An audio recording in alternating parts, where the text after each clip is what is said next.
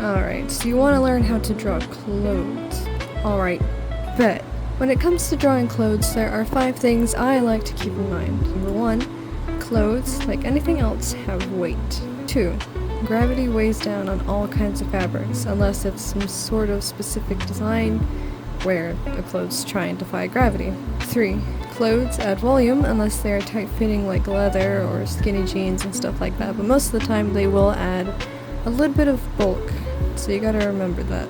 4, multiple layers of clothes means more volume. 5, there will only be wrinkles near places where the fabric is stretched or loose. Okay, let's get started. So when drawing clothes for your characters, all you have to do is follow the body shape you already have. So, we'll start off with a plain t-shirt and then a loose floppy hoodie. Alright, so let's get started with the plain t-shirt. Most of the time with the t-shirt, you stay as close to the body shape unless it's like a really baggy t-shirt, or vice versa, it's like a tight-fitting t-shirt. So all you're gonna do is trace a bit of a line just a little bit away from the body. That's gonna be adding like that little bit of volume that your t-shirt always adds. It's never gonna be tight-fitting unless it is. Like when you get a t-shirt and you throw it in the drying machine, but then it shrinks. After that, you're gonna pretty much just trace all around the body. And then when it comes to the arms, where your shoulders are, that's where the sleeves are gonna be. And depending on how long you want the sleeves to be, where was I going with this?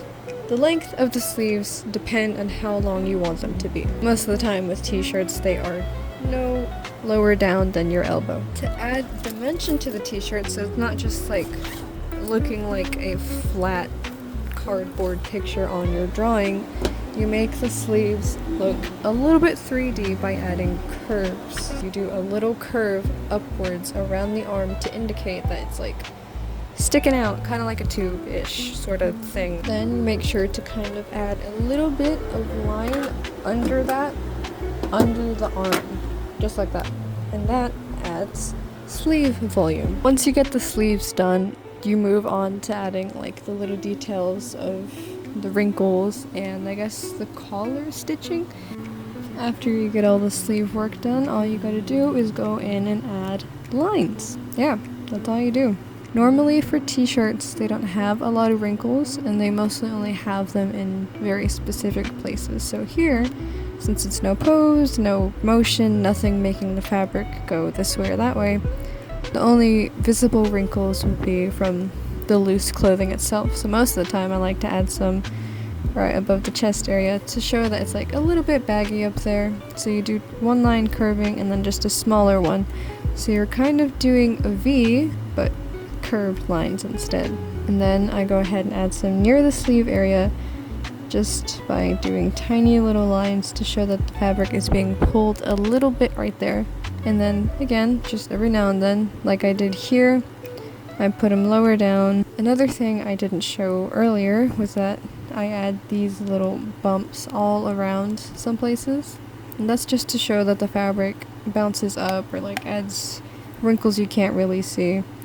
I mostly add those around the shoulders and just somewhere random in some places, but yeah, it's all about figuring out where to put the lines. Hi, Editing Ambrose here. That's not my real name, by the way, that's just... Yeah, I do not have the time at the moment to complete this tutorial, so I'm just gonna leave you with the t-shirt and dip. Bye! Okay, no, just kidding, I'm not gonna just leave like that. But for now, I'll just leave you with this. I hope it helps, and if it didn't, well, sorry. I tried.